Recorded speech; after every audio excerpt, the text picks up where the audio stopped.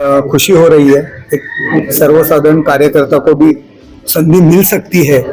एक अच्छा एक एग्जाम्पल, एक अच्छा उदाहरण पूरे महाराष्ट्र को मिला है।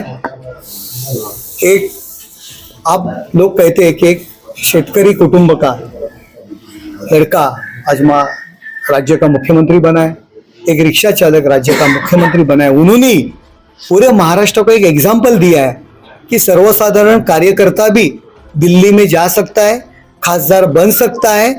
ये अच्छा एग्जाम्पल उन्होंने पूरे महाराष्ट्र को दिया है। जो कार्यकर्ता, जो यूथ कार्यकर्ता है, वो राजकारण में या पॉलिटिक्स में आने के लिए थोड़ा कचरते हैं, डरते हैं, उनको एक अच्छा एग्जाम्पल माननीय एकनाथ शिंदे साहब ने। सब कार्यकर्ताओं का जो मोर्चा हमारे पीछे है, कार्यकर्ताओं की ताकत है। भारतीय जनता पार्टी रहेंगे, राष्ट्रवादी रहेंगे, आरपीआई रहेंगे, मनसे रहेंगे, महाराष्ट्र नवनिर्माण सेना, और हमारे जो मित्र पक्ष है, उनको सबको साथ में लेके हम काम करेंगे। मैं थाना में मेरा जन्म हुआ है, ये थाना के भूमि में, थाना लोकसभा में मैं मीरा भाईंदर में भी पार्टी का काम किया है, नई मुंबई में भी पार्टी का काम किया है। सब पार्टी के लोग, नगर सेवक, कार्यकर्ताओं से मेरी पहचान है, एक दूसरे से अच्छे रिलेशन है। वो सबको साथ में लेके, हर एक की आइडिया सुन के, हर एक की कल्पना सुन के, ये ठाणे लोकसभा का विकास के लिए मैं कटिबद्ध। माननीय मुख्यमंत्री एकनाथ शिंदे साहेबांचं खूप खूप धन्यवाद व्यक्त करतो।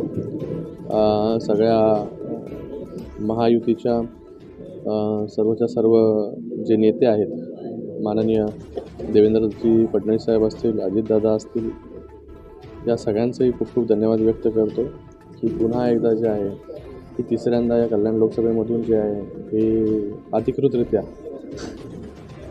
घोषणा जी आहे ती आज झालेली आहे। आज ठाणे असेल किंवा कल्याण असेल, या दोन्ही जागेची घोषणा झालेली आहे। आणि या दोन्ही जागा ज्या आहेत महायुतीच्या, मी असेल किंवा नरेशजी मस्के असतील, नरेशजी मस्के एक कार्यकर्ता महानगरपालिकेमधून त्यांची सुरुवात झाली। आज जे आहे हा ठाणे लोकसभा त्यांना रिप्रेझेंट करण्याचा चान्स जो आहे, ठाणे लोकसभेवरती उमेदवारी जी आहे ही माननीय मुख्यमंत्री एकनाथ शिंदे साहेबांच्या आशीर्वादाने मिळालेली आहे।